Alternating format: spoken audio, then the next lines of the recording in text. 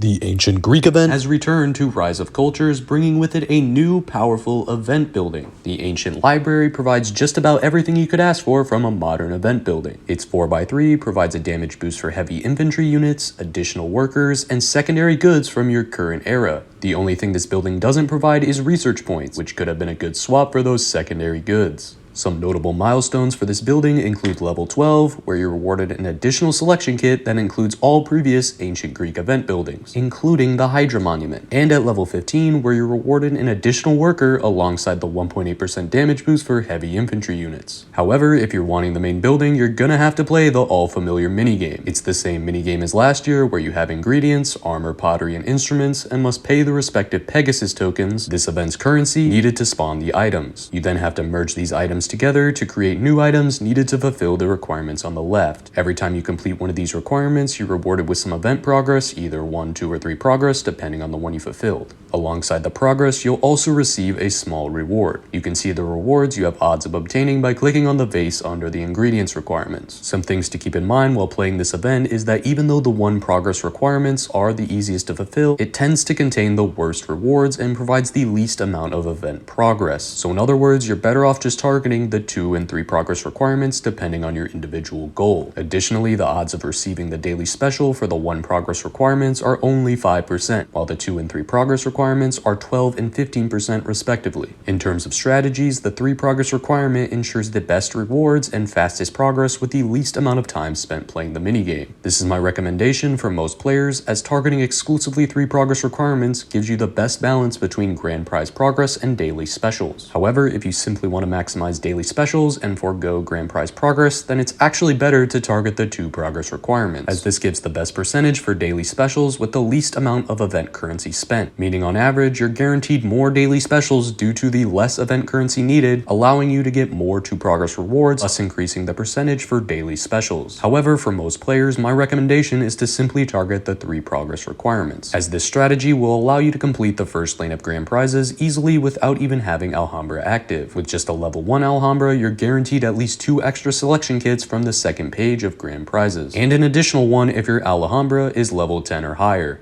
Some additional tips for the minigame are to only spawn the necessary ingredients you need for each requirement. Do not go crazy and spawn a bunch of ingredients at once, as this is a surefire way to waste event currency and ruin long-term grand prize progress. A good strategy is to only focus on 1 requirement at a time. This will keep you more organized and prevent you from wasting event currency. Once you fulfill the first requirement, only then move on to the second. I also recommend working from left to right when spawning ingredients, as this allows you to work from the least expensive requirements to the most. The only exception to this is the last day of the event, where you actually want to do the opposite, e.g. working from right to left. That way you can ensure the most end of event progress, as it would be pretty terrible to get the first 2 requirements complete, then run out of event currency for the final most expensive requirement. If that were the case, you'd been better off just doing an easier requirement to maximize your total progress. If you're someone willing to allocate a little extra time towards the minigame for slightly better rewards, you could opt to cancel the current progress requirement you're targeting by clicking the red X. Make sure to check the reward by clicking the vase first. If you don't like the rewards you'll receive, you can opt to click the red X, requiring you then to wait 30 minutes for a new requirement. This will require you to wait around a lot for the specific reward you want, but can be specifically good for players attempting to maximize the number of daily specials they'll receive. For example, the 2 progress requirement tends to have the highest percentage chance for 100 gears. If you're a player attempting to maximize the amount of gears you get, this can be a very lucrative strategy. However, this is only for players willing to spend a lot of time playing the minigame while opting to focus on exclusively 2 progress requirements. In my opinion, however, the massive time sink in exchange for slightly better rewards just isn't worth it. In my opinion, the best rewards you can get are from the grand prize lane and daily specials,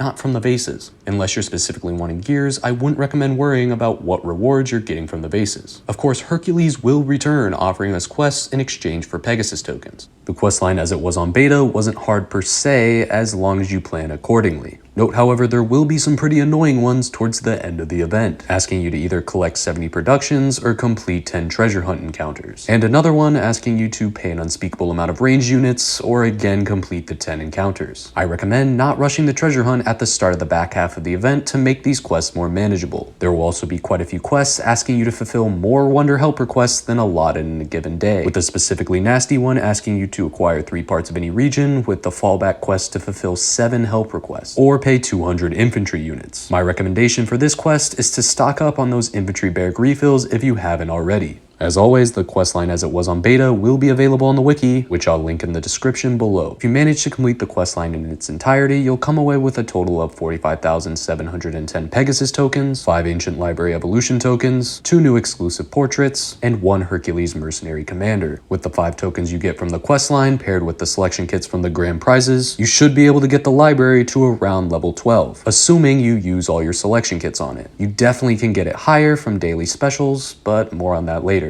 Additionally, make sure to be claiming your daily login reward. Doing so will net you around an additional 5,300 Pegasus tokens, as well as checking your city regularly for special incidents offering additional event currency. Moving forward, let's talk about the best part of the event, the daily specials you can win, as this event will bring some very lucrative ones. For starters, a brand new daily special will be offered in the form of a free city expansion. That's right, you can win a free expansion for your capital city. I highly recommend going for this on the day it appears. Note, however, that after you win it, it will be replaced with puzzle pieces of this event's collector's building, the Astronomer, meaning the maximum times you can win the expansion is just the once, so don't accidentally find yourself spending extra event currency after you've already won it, unless you're specifically wanting the pieces. Again, I highly recommend going for this, and it will be available on the 8th day of the event. Other notable daily specials include evolution tokens for the Ancient Library, Trojan Horse, and Elysian Field. If you're still needing to complete your collections, various customizations from past ancient Greek events will also be offered. If none of these other options excite you, you can also pick up some age-up kits to get your existing buildings up to date, or gears if you've been eyeing a specific wonder blueprint. As per my recommendation, it mostly depends on your city's needs and individual goals. If you're a newer player, I'd recommend picking up the Elysian Field. It's arguably one of the best current event buildings. At only 5x3, it provides a sizable amount of research points, culture for your city, and a health boost for your infantry units. If you're a more seasoned player, you could opt to push the library as high as you can in order to get those sweet bonus quest rewards. No matter your situation, however, every player should be going for that invaluable city expansion. Again, it will be offered on the 8th day. If you want the full list of daily specials as they were on beta, to know exactly when the rewards you want will be offered, it will be available on the wiki, which again will be linked in the description below. You can also get rewards from the leagues. Most notably, an additional selection kit containing all ancient Greek buildings. If you place higher, you can get selection kits containing some pretty powerful buildings, including the Mongolian Feast, Mosaic Bath, and Elysian Field, and another kit containing both the Exhibition and Dovecote Tower. If you're active in the event, I expect most players to reach at least the Bronze League regardless of spending. If you're lucky, however, you might be able to place in Silver, though this is all dependent on your server and how active players are in the event. If you're wanting Gold, however, you're gonna have to spend. The good news is that if you're planning to spend, this would definitely be the event to do so. The previous Celtic event with a similar event mechanic saw some of the lowest league requirements we've ever seen. I expect this event to be a similar case, meaning you can place in higher leagues with less gems needed to be spent. I suspect this is all due to this event's minigame requiring more overall time, resulting in less overall participation from the player base.